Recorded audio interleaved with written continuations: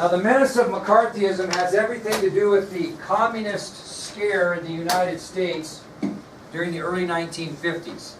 And what happened is, actually during the latter stages of the Truman administration, a senator from Wisconsin by the name of Joseph McCarthy began to accuse high-level government officials of basically being communist, being sympathetic with communism. So again, McCarthyism starts in the early 1950s during the latter stages of the Truman administration and continues through the Eisenhower administration.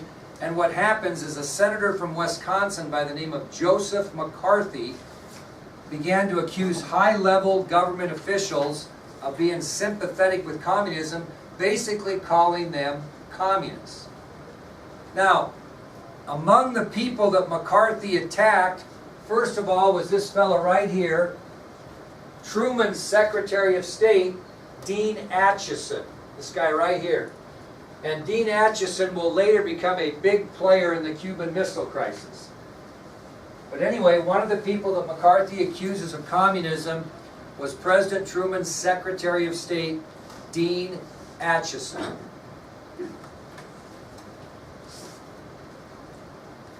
Another official that he attacked was an American general by the name of George C. Marshall, who is considered one of the true patriots of the United States. He went after George Marshall. Now, we didn't talk a lot about George Marshall because we concentrate on Douglas MacArthur and Dwight Eisenhower, right? William F. Halsey.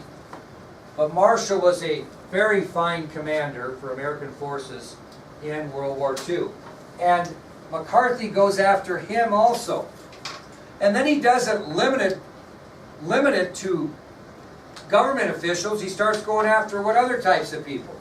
Actors and authors, celebrities, educators.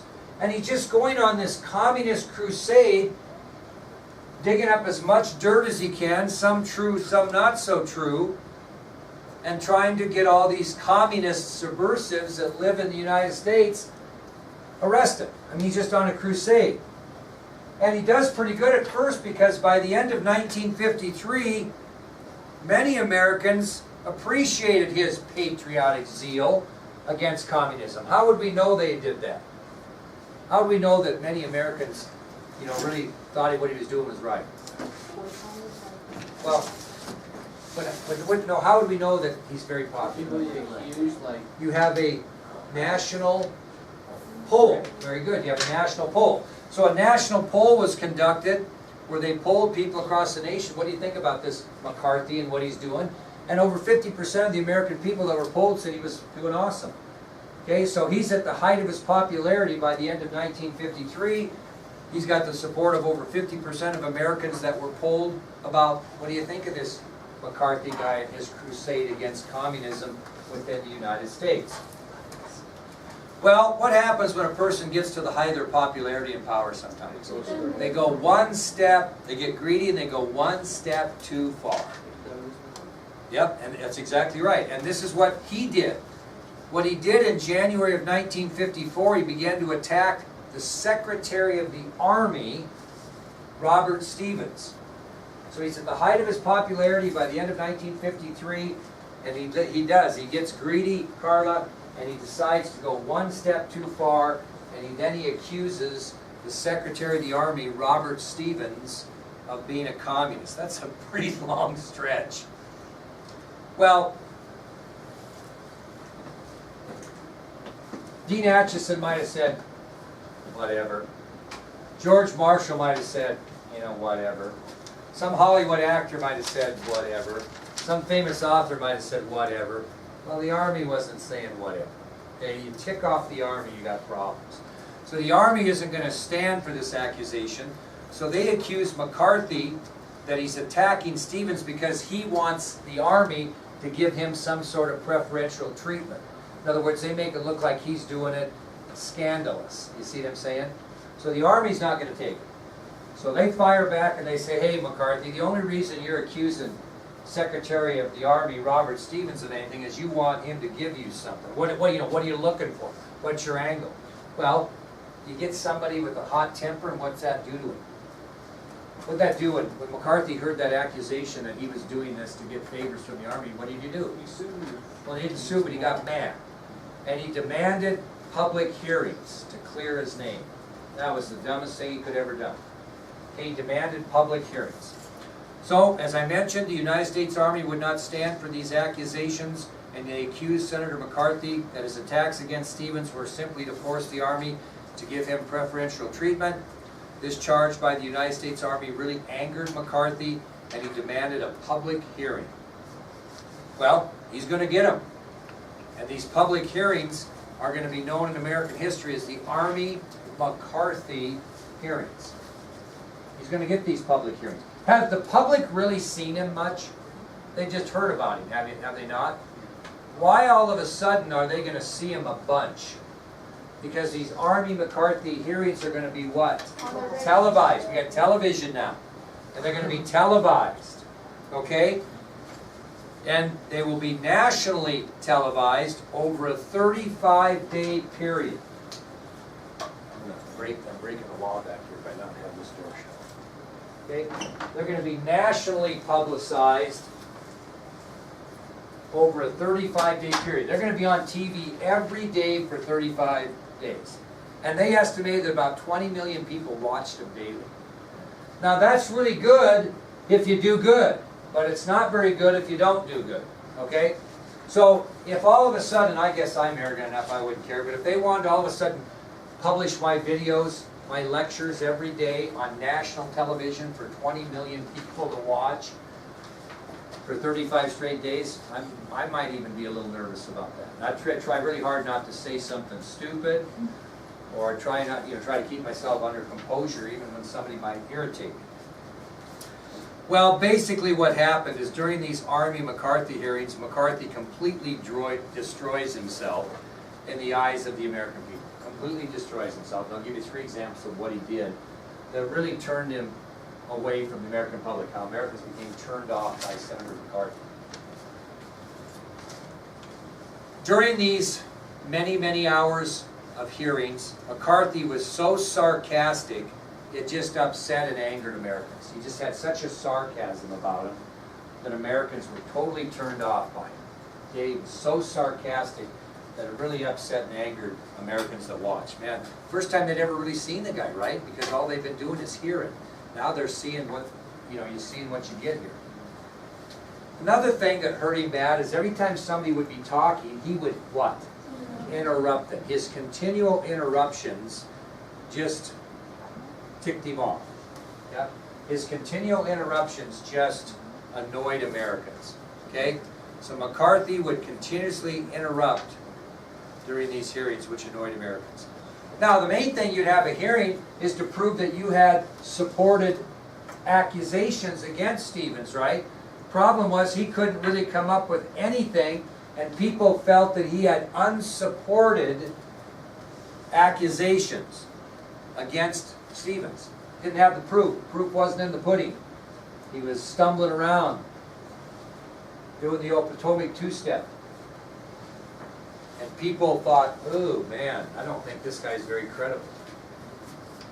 Well, to be honest with you, during the hearings he appeared to be more of a villain than he did a hero. People really perceived him as kind of an asshole, to be honest with you. Come on, work with me here. Should I have said that? Yes. Well, no, seriously, how many think maybe I'd have been better if I didn't say that? A lot of national TV. I think Yeah, thank you. How about on video? you don't say it so often, so it has more power to Yeah. say it. It went over my head. But if somebody didn't like it, what should they do? Turn it off. No, what should you do? Yeah, and how would you tell me? You might, or if you did, or you could tell me nicely, Mr. Durr, that really hurts my feelings, or you could say, Mr. Durr, don't you do that again. Now, if you said, Mr. Durr, don't you do that again, what would you be doing to me? The R word. What would you be doing to me? Hey, listen over here. She's getting after me. Now, she doesn't know she is, but she is. So, she has 2 ways to express her feelings. She doesn't like me saying asshole. Okay? Twice now. She can say, Mr. Durr, that really hurts my feelings. Or she could say, Mr. Durr, you don't do that again. What's that called when somebody does that? That's called a reprimand. Yes, that's what I'm getting. That's called a reprimand. So here's what happens. Man, you guys did. I had to coax you, but the other class, poor Julia Warren's eyes were about like this, but she wouldn't say anything. And I was just waiting for her to say, Mr. Durr, because she normally does that. Well, the point is this. When he got done, and he perceived himself as more of a villain than a hero, he got censured or reprimanded for his actions by the United States Senate. That's not good. If you get reprimanded by the Senate, the organization you belong to, that's kind of the end of your political career. If you get the old naughty, naughty, naughty, if you say something that embarrasses the Senate, they are going to reprimand you. So I said something I guess in play that offended or embarrassed Naya, so she reprimanded me. Well, when the Senate reprimands you, that means you have not lived up to their expectations. You need another one? No. It's like squirted in my eye. Oh, don't you ever let that do that. Oh my God. All right, now listen. Now listen, this is important. On December 2nd of 1954, the United States Senate so upset about the conduct of their member, censure McCarthy by a vote of 67 to 22. 67 to 22. He is censured or reprimanded. Well, when the United States Senate reprimands one of their own members for conduct unbecoming a member, that's not good. Basically, your political career is over. You've been condemned by your own organization. So he did such a poor job of portraying himself during these Army McCarthy hearings that the Senate censured him 67 to 22. His political career was over, and 3 years later he died of complications surrounding alcoholism at the age of 48. So this was the end of McCarthy. He was at the height of his popularity in 1953, by the end of 1953. However, because of his actions, by December 2nd of 1954, he was censured by the Senate, condemned by the Senate for conduct unbecoming a member, and 3 years later he dies of complications surrounding alcoholism at the young age of 48. What party was he from? He was a Republican. Yeah. Now, with that said, and the reprimand's done, we are going to move to a subtopic that I think is incredibly important that you understand, and that's the issue of civil rights in the 1950s and the courageous action by Rosa Parks. Okay? The issue of civil rights in the 1950s and the courageous action by Rosa Parks. Now, I really don't want you to write anything down for a minute. I just kind of want you to listen until we get into the crux of this so you get an idea.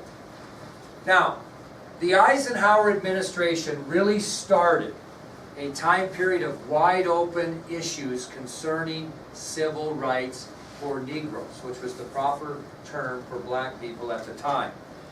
Now, these issues that start in the 1950s are going to carry through the 1960s a bunch, into the 1970s, and all the way into the 80s, 90s, etc., where we're still dealing with some of these issues today, like kneeling for the national anthem, or the school superintendent in Houston, Texas, that gets fired for saying on TV that you can't win with a black quarterback, speaking about Deshaun Watson when they blew a lead. It still goes today. But I mean, this time of period of the 1950s, I think you're going to have a hard time understanding. I'm going to give you some examples of the inequalities between blacks and whites, and I want you to understand that these inequalities at this point in history are legal.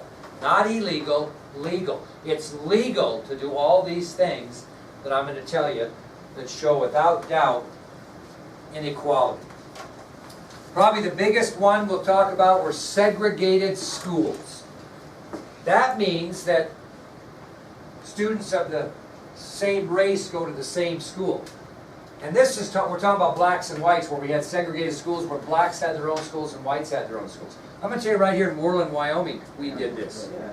Yeah, I'm going to tell you, this is what my wife tells me. My wife grew up here. She told me one time when we were driving down the street that the highway patrolman building over there that's kind of by the old Martinez's, you know, the one where they used to have the restaurant, that gas station, that was a school. And that's where all the Mexican kids went. Nobody, no, I'm serious. Nobody wanted the Mexican kids. These principals would not take the Mexican. No, you're going to go, Elisa, to the Mexican school. No, seriously. Sounds funny now, but I'm not kidding you. It's the way it was.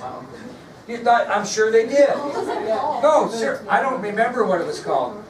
Maybe, but hey, my wife, what was that? Immigrate? Yeah, they called it an immigration school. Well, it's for all the Mexican kids. They didn't even say Hispanic kids in those days. All the Mexicans are going to go over there. I'm not kidding you. It's sad, but it's true. Right here in Worland, in the 1960s and 70s, that's what happened. Okay? So we have segregated schools. We also had segregated bathrooms. If you were black, you went to this bathroom. If you were white, you went to this bathroom. Josh? We had segregated bathrooms. Okay, we had segregated drinking fountains. Look at this. This is from Montgomery, Alabama. July 14, 1931, an original sign that hung over a drinking fountain. I'm not sure where, I'm guessing a bus station, where if you were white, you drank from this drinking fountain. If you were black, you drank from this one. Or not black, but colored, which means anybody not white drank from this drinking fountain. Yeah. What would happen if they didn't do that? Usually they would get the hell beat out of them. Seriously. Or they could get arrested because it was legal to segregate bathrooms and drinking fountains in those days. Here's another example. Segregated entrances to buildings. Atlanta, Georgia, September 1932. An original sign. I have no idea where this hung, but if you were colored, you came in that way. Usually the back door or side door, not the front door. I mean, this is real. This is real stuff. We had segregated restaurants. If you were black or colored, you couldn't go to that restaurant. Let me give you an example, you boys over here. Vince Lombardi, you know Vince Lombardi?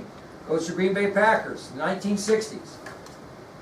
His biggest fear wasn't if he was going to win the game or not. He was going to be able to find a hotel or restaurant that he could feed all of his players in. He once went into a restaurant in the South when they were down there for a game, and he walked in, he said to the manager, "Sir, do you serve blacks here?" You know what the guy's answer was? "Sure we do. How would you like them cooked?" That was his response. Okay? Hotels were no different. Segregated hotels. Okay, I'll tell you a couple stories. We're going to watch this story. Sad story on Ernie Davis. Ernie Davis was a star running back for Syracuse University, won the Heisman Trophy. Syracuse plays Texas for the national championship at the Cotton Bowl in Dallas. Syracuse wins the game. Ernie Davis is the MVP of the game. He couldn't even stay in the same hotel as his teammates leading up to the game. They put him on, they had 3 black players. They had to put him in this, and you can imagine what type of hotels, the shape of hotels that black people could stay in. It wasn't like the Ritz-Carlton, I'll assure you. They couldn't even stay together. Here's the worst part. Ernie Davis gets the MVP of the game. They're going to give the award at a dinner at a country club, a golf course, which is segregated. He can't even go and get his award because he's not allowed into the golf course where they're having the ceremony. I'm not kidding you. This is how it was. Segregated schools, segregated bathrooms, segregated drinking fountains, segregated restaurants, segregated hotels, segregated bus terminals. Where if you want to ride the Greyhound, you go to this terminal if you're black, and you go to this terminal if you're white. And the last one that we lead up to our story was segregated seating on city buses. Segregated seating. Where did the whites sit? At the front. Okay? And a black person could sit down if there wasn't any seats available. And if there was a seat available, they could sit down in it, right? But as soon as a white person came up and said, "Rylan, I'd like to have that seat. I'm white, you're black, get out." If he doesn't get out, he is breaking the law because of segregation. Okay? Keep that in mind as we talk about some of this.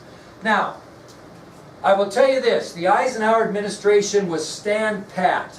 they were accused of stand-patism by the Democrats on the issue of civil rights. What's stand-patism? Marking time. What does that mean? Not doing anything? Don't do anything.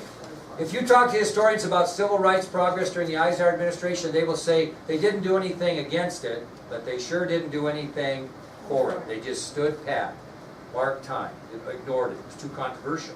Okay? Well, there was a man that didn't believe them. And this man had a big, big, high position. He was Chief Justice of the Supreme Court. And he believed that blacks should not be segregated. And his name was Earl Warren. Ring a bell? Yeah. Earl Warren. He was the vice presidential candidate, ran with Thomas Dewey in 1948 and lost. He later went on with a great law career and was such a good lawyer, so to speak, and judge, that he was appointed Chief Justice of the Supreme Court. And he believed that blacks should not be segregated. How do I know that? Because he's going to make a couple of decisions, Supreme Court decisions, that are going to be landmark decisions, shock the entire country. And the first decision he makes in the Supreme Court is a Supreme Court case called Brown versus the Board of Education of Topeka, Kansas. So, the man who will be responsible for breaking ground on the issue of civil rights will be Earl Warren, who had been recently named Chief Justice of the United States Supreme Court.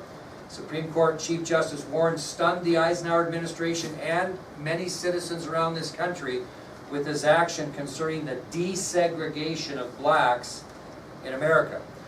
He rendered one of the most historic civil rights decisions ever made in American history, known as Brown versus the Board of Education of Topeka, Kansas. Anybody know what that's about? Black kid wants to go to school. Black kid wanted to go to white school, Topeka, Kansas. They said no. Parents wouldn't give it up. It ended up all the way to the United States Supreme Court. And during this decision, what the Supreme Court ruled was that segregation in public schools was unconstitutional.